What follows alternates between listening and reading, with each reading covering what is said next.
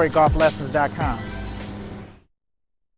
you doing today? My name is Willie Pewitt. I'm the host of Conversations on the Fairway, and we're just going to dive right on in.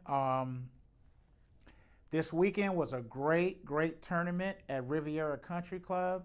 Of course, Tiger Woods was the host of it, and the other African-American golfers that were playing out there, I believe Tiger gave them an exemption to play, but where it all starts is with the youth, okay? Kids that are in college, they're trying to get their PGA, PGM program, and we have a clip from a show which is called Black TV, and here's the clip.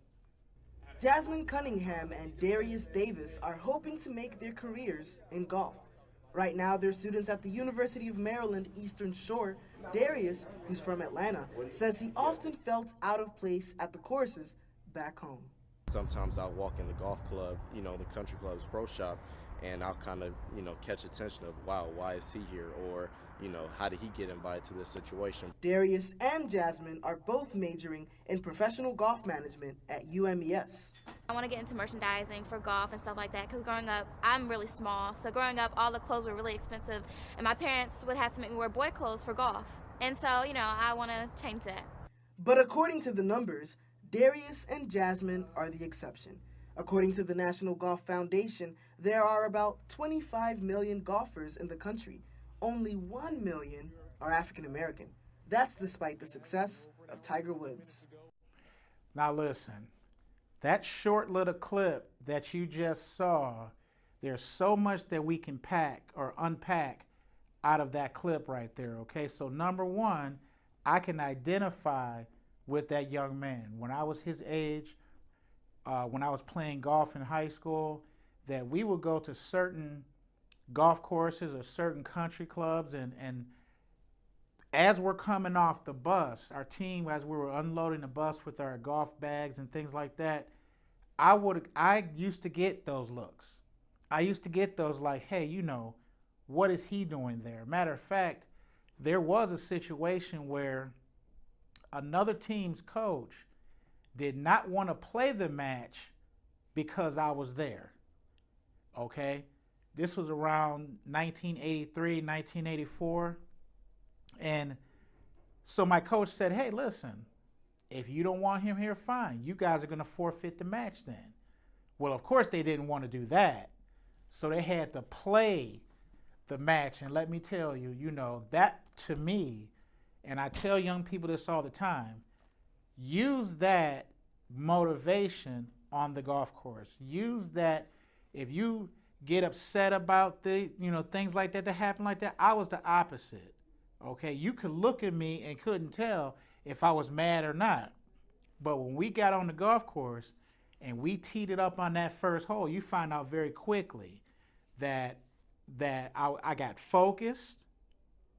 It didn't get me off my squares. What I tell a lot of people, don't let things like that get you off your track, okay? You need to press forward and use that energy that people's trying to negatively affect you, which they are.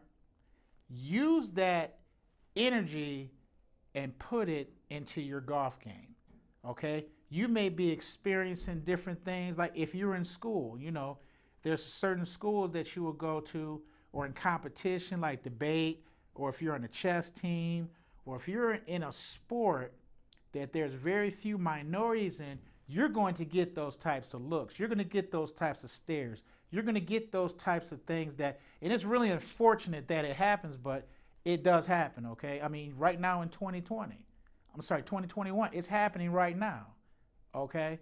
But what I know is that if you focus on your goals, or you focus on you and your competition, use that in what you're doing, okay? And what happens is, for me, it made me even focus even more like a laser to say, you know what?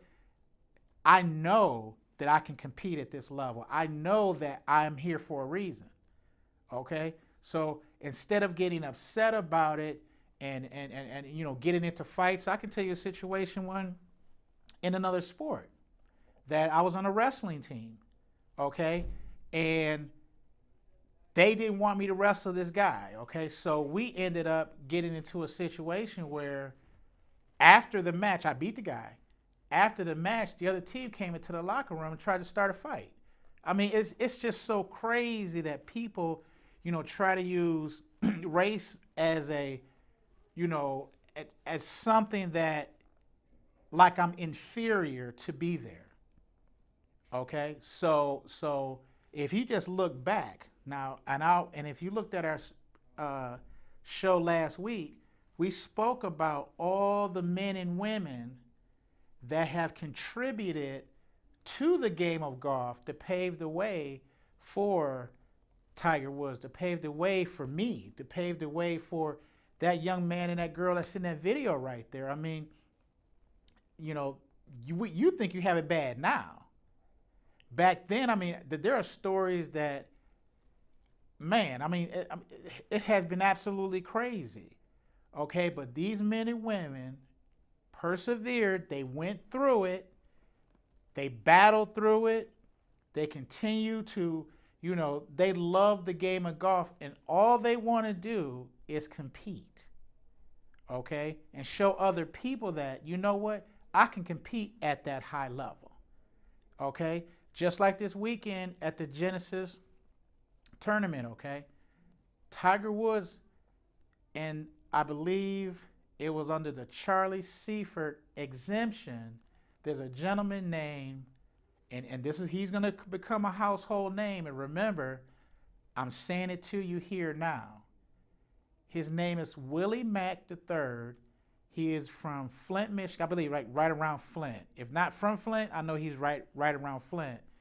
That the interesting story about him, and another brother, his name is Kamari Johnson, okay? 2 weeks prior to that tournament, Kamari is supposed to play in the Farmers Tournament. I mean, this is very interesting. He was supposed to play in the Farmers Tournament, but just a few days before the tournament, he ended up getting COVID, okay? So Willie Mack was the next alternate. He played in the tournament. Then the following 2 weeks later, he was invited by Mr. Tiger Woods himself to play in the next tournament, which was the Genesis Invitational. Okay, now, Willie Mack didn't make the cut, and just for people that don't know what it is, that in a golf tournament, the first 2 days, you play and there's a cut, okay? So that means that you have to shoot a certain amount of score to continue on for Saturday and Sunday, okay? Well, he didn't make the cut, but see, that's okay, because he finished, I believe he finished 75th in the tournament, okay, out of 144. Okay, so he was close to making the cut, but if you were to hear his backstory, and I'm just going to give you just a little bit of information on where he came from. He played in college. Willie Mack played in college. He had a good college career, and then he turned pro. Well, in the process of him turning pro, like a lot of people, life happens, okay? He ended up being homeless. He lived in his car for 2 years.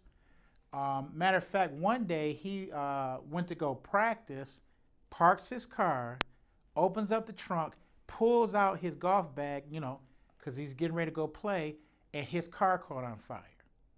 Okay? But he still focused, still kept pressing, and what was his end goal? He wanted to play on the PGA Tour. So this is his second tournament that he played on the PGA Tour. Okay, so I just say to everybody, whenever you have a goal, whenever you want to achieve something, you know what? You're going to have some ups and downs. Okay? I want you to keep pressing. Okay? It's going to look like it's not going to happen. It's going to look like, man, everything is just coming against me. But that should give you a sign right there that, you know what? Keep going. because the moment that you stop, you may have someone that says something to you derogatory. You may have someone, something might happen to your golf clubs, your golf shoes. I mean, somebody might steal a putter out of your bag. I mean, it's so many crazy things that can happen for people to say, you know what, maybe I should have stayed in college, or maybe I shouldn't have quit my job, or maybe I shouldn't have, you get all these different things that will happen, okay? But what I'm saying to you is that do not stop. Keep pressing. I mean, I could just tell you my story. What made me really quit my job was two things. One, I got tired of working the way I was working. And number two, I wanted to create my own hours. So I'm driving to work one day, and we have been working a lot of hours, and I nodded off, driving down the freeway. And when I woke up, traffic was stopped, and I was still moving. Thank God that I swerved around that traffic, and I sat on the side of the road for a few minutes and said to myself, you know what? It's time for me to go. Okay? I mean, it's just simply time for me to go. So I went into work, and I said to my boss, I said, listen, do not allow me to work no more than 10 hours a day. No matter how much I come to you and ask you and say I want to work, because in my mind, I was making my exit plan. Okay? It took me 3 years to make my exit plan, but I stuck with it. Okay? So I stuck with my exit plan. I left where I was working at because at the time, I'm raising my family. So I have to make, financial decisions to make sure that, they're still used to their lifestyle of how they're living. Okay? So I made that transition, and I'm going to tell you something. Right now, I just thankful that I did do this because now I'm actually doing what I want to do. Okay? It doesn't seem like work. I'm always, when I hear the alarm clock go off, I'm ready to go. I don't hit the snooze button. Matter of fact, I even train my body now to where I get up before the alarm clock even goes off. So at this point in time, I just keep going up and up and up. Okay, so at first, like I said, if you're married and you want to make a move like this, your wife may say, hey, listen, she's looking for that consistent paycheck.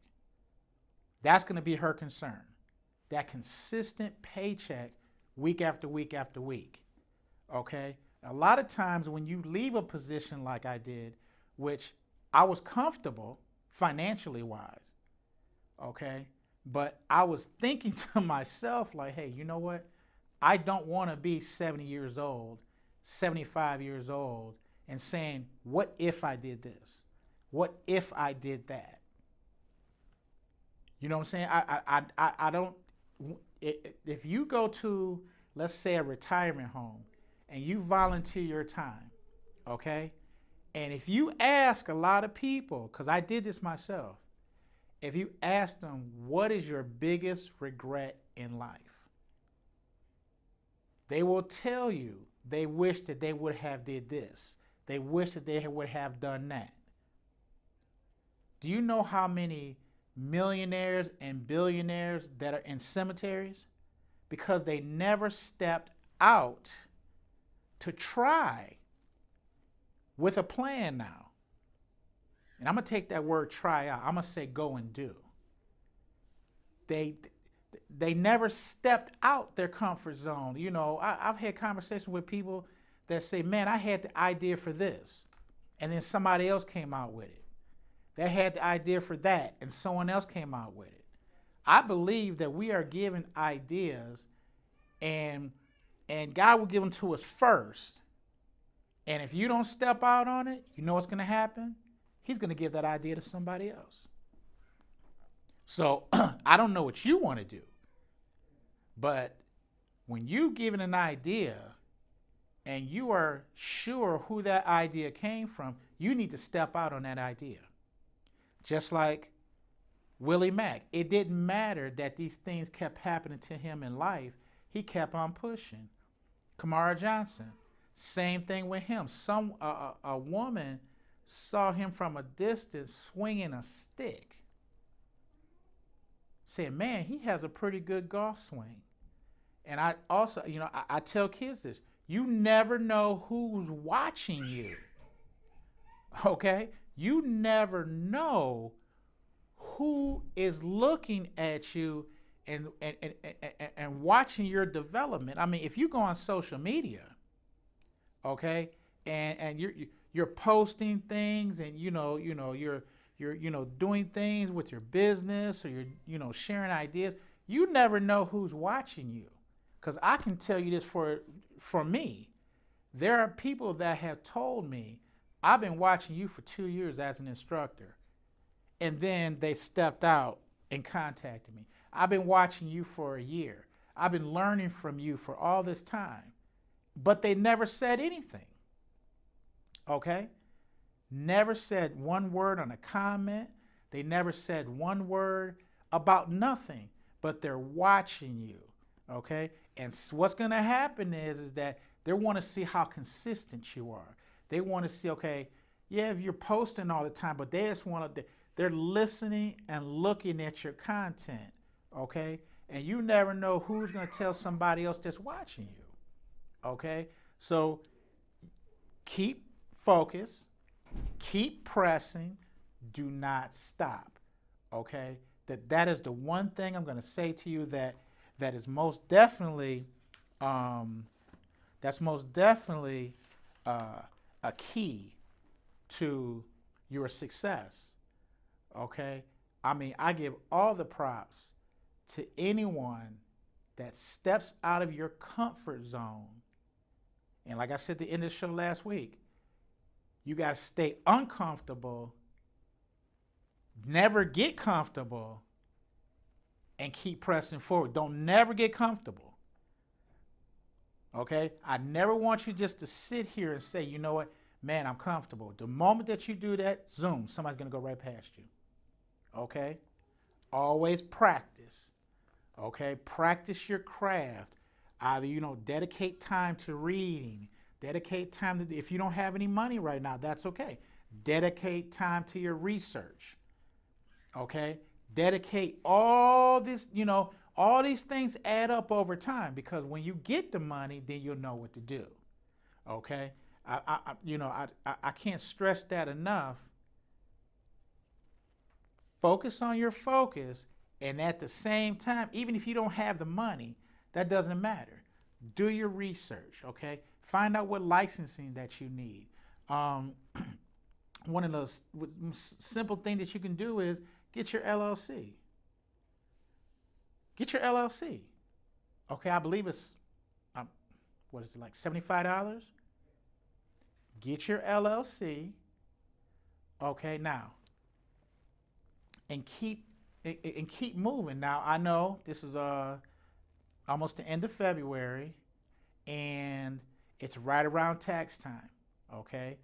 And I was told this a long time ago, that if money doesn't have an assignment, it's gonna go wherever it's gonna go, okay? So why don't you take a portion of your tax return that you'll be receiving next month, okay?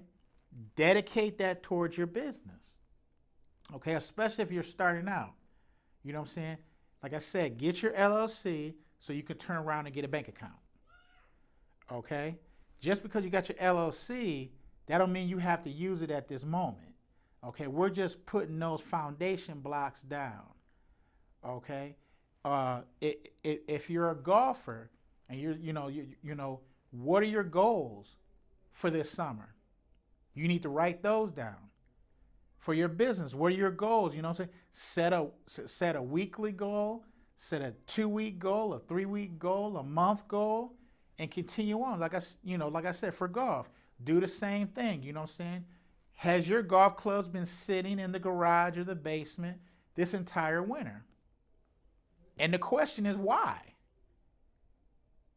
I have someone that said to me a long time ago, right after Tiger won all 4 major tournaments, okay? The British Open, the Masters, the U.S. Open, the PGA, Okay, when he won in the U.S. Open, when he won all 4 of the trophies, he used to say to me, "Hey, I'm going to win all 4 majors in 1 year."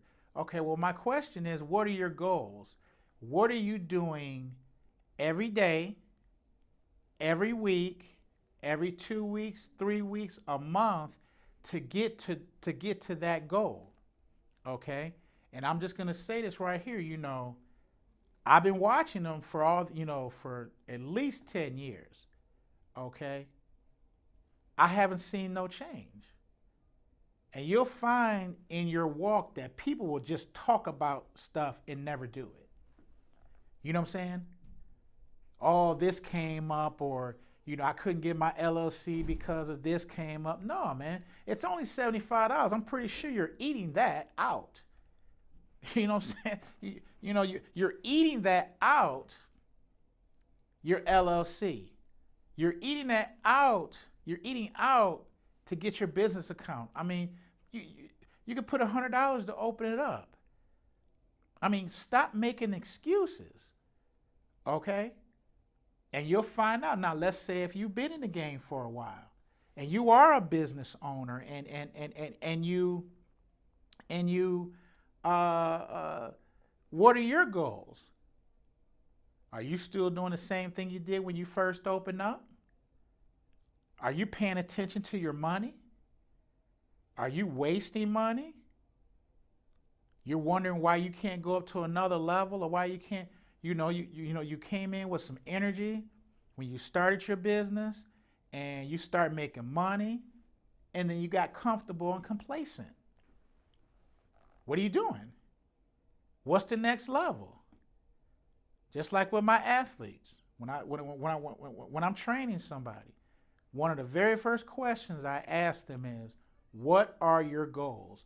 What are we going to focus on? Okay? If you're taking 10 lessons, okay, before we even talk about, after we talk about the 10 lessons, I ask everybody, what are your golf goals?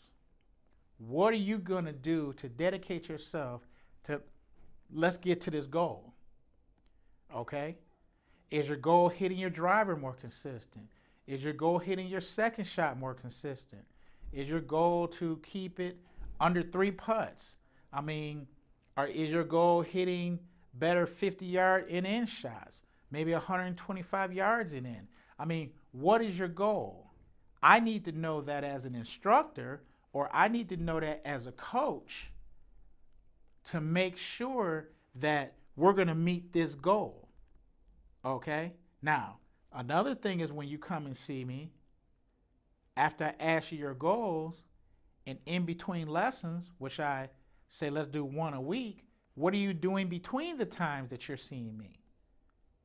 And I'm going to tell you this, 75% of the people that come and see me do not practice in between. It's a very small percentage of people that actually practice in between seeing me. Okay? If we sit down and talk, I write notes down. If you're telling me that your average scores are this at the beginning of the season, and we get towards the end of the season, I don't see everybody during the season, but I will check in. Hey, your goal was this. You want to shoot this score right here. What are you doing at the end of the season? How was your season? If you tell me you're shooting about the same amount of scores, that tells me right there that you're not practicing. You're not dedicating. You're not focused on your focus. That's what that tells me, okay? As an instructor, or if I'm dealing with my college kids, or if I'm dealing with, my semi-pro players, okay? What are your goals? What is it that you want to do? This is what I want to know, okay? You have to be accountable to somebody else. I have 3 mentors, okay? And I said to each and every one of them, I want you to check up on me. If I'm telling you that I want to meet this goal right here, and I do not meet this goal right here, I want you to check up on me. I give them permission to do that.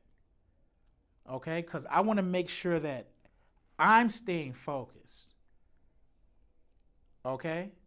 Another thing is, okay, have you talked about or thought about taking supplements?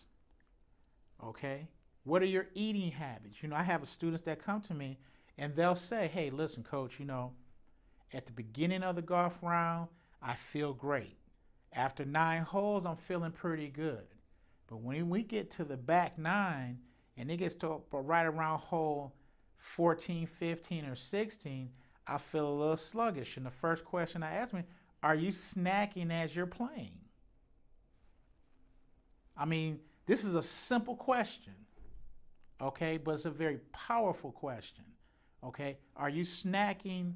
No, I'm sorry, did you eat before you started? 9 times out of 10, no. Because if you get up in the morning, you rush to the golf course, you're not thinking about food, you're not thinking about anything. But you think about it when you start to get tired. Because what happens, your mind starts to wander. That's actually in any sport, to be honest with you. Okay, no matter what you do in this sport, right, especially golf, because it's more of a mental game than it is a physical game. But you do have to physically be able to do it. But it's more of a mental aspects of it than the physical aspects of it. And it seems like, you know, you're running through your energy because you're always thinking, okay? Are you snacking? Are you eating during your round? Did you eat before you started? And most people don't. And when I give just that one suggestion right there, snack and drink water.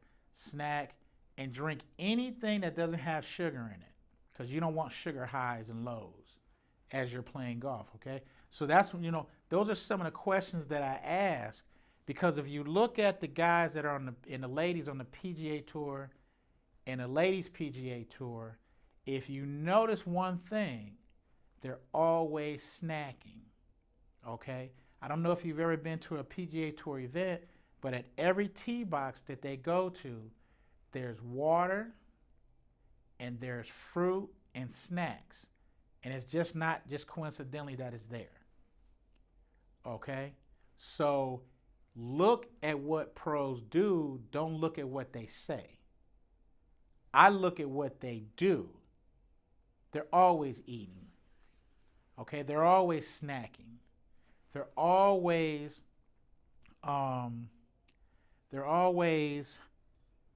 keeping their mind occupied by eating. You want to drink a lot of water, okay? So about 6 months ago, I started a regimen of drinking half in water. I'm sorry, take your weight, break it in half, and drink that in water. Okay? So I'm coming around drinking these right here. Okay? You're gonna think to yourself, hey, that's a lot of water. Okay? But we know our bodies are made up majority, you know, of water. Okay?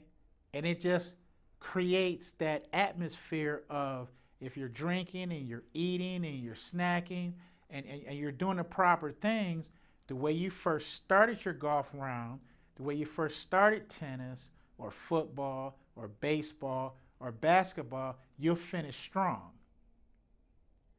Okay? So, you know, next week, we're going to start on a series of supplements and nutrition. Okay? Things that I take, and I know everybody's different. You know what I'm saying? Everybody's body's different, so you'll have to figure out what you do, but I will bring the products onto the show and show you my regimen on what I did. Because when I left my job, between leaving my job and now, I lost 75 pounds. Okay, because I was working afternoons, I was eating late, blah, blah, blah, blah, blah. But my health has gotten better from me leaving my position of what I left. Okay? So health-wise, I got a lot better. You know what I'm saying? Golf is good because you can walk. Okay? I know here in America it's not that big, but over in Europe and other countries, they do more walking than riding. Okay? There are certain golf courses that are in this area where we are in Detroit that it's better for you to walk it than ride it because of the exercise. Okay, and generally, if you walk, say, 18 holes on a golf course, that's 7.5 to 8 miles. So you're definitely getting your steps in.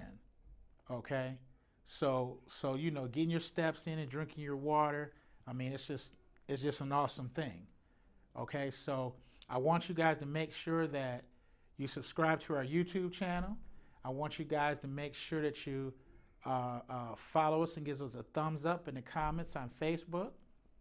I want you guys to, I just want to thank you guys that this month of February has been full of information, okay, of what African Americans have contributed to golf, okay? So I want you guys to, if you have a chance, to watch the documentary Uneven Fairways on YouTube, or there's another documentary series that I saw. It's called Black Golfers TV.